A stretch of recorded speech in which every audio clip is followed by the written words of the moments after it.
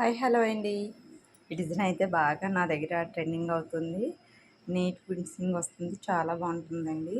అయితే ఇవి 2 బ్లౌజెస్ మీద అయితే మనం వర్క్ వేయాలి. 2 బ్లౌజులు కూడా ఒకటేనండి.